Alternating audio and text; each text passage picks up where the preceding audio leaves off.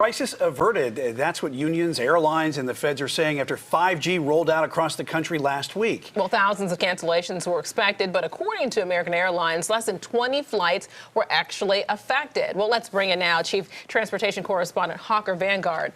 Yeah, and Hawker, you've been talking about this 5G rollout here for several months now. In airline speak, we're all bracing for impact, but it seems the airline industry and the telecom industry, they've already known that it was going to happen. They've already kind of worked it out in advance with a lot of other countries. Why not the problem? Why the problems here in the U.S.? So the initial concern was that the radio frequency was too close to what the radio altimeter, which is the piece of equipment on the aircraft that measures how high the plane is above the ground during landing. They thought the frequency was too close to what 5G was going to do. So when it comes to what they're using in other countries, it was a lot farther apart. So that's why there was an initial concern. But after the rollout, the FAA was looking at every single plane and how it was going to interact with the radio altimeter. And very quickly, they realized that it was going to work. So the list includes every Boeing aircraft, all Airbus aircraft, and it is worth mentioning the 787 was not included in the initial rollout. That's one of the newest Boeing aircrafts. They added the Embraer 190 and the 175. And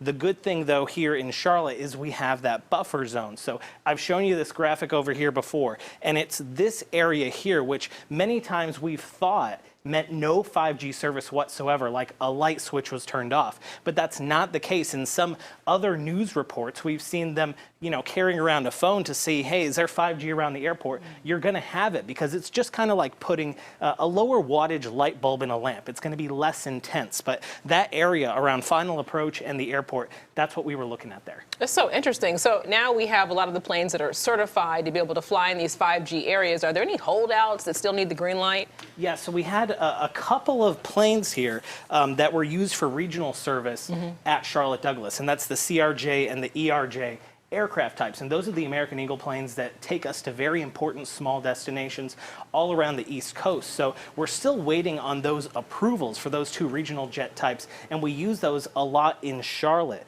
But, the FAA has to see that demonstrated proof that those aircraft are going to be able to operate safely. And most recently, there was an instance that a CRJ was landing at Palm Beach Airport in Florida, and they received some erroneous data, and that airport does not have a buffer zone. So that just goes to show why it's really important to have that demonstrated, issue with the radio altimeter and the aircraft, and that's what the FAA is looking out for. But we have procedures in place until that becomes the issue, guys. But Alicia, back to you.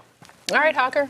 Yeah, and interesting, Hawker, there were some flights that were affected, but it didn't seem like any danger really that happened, which is the good news.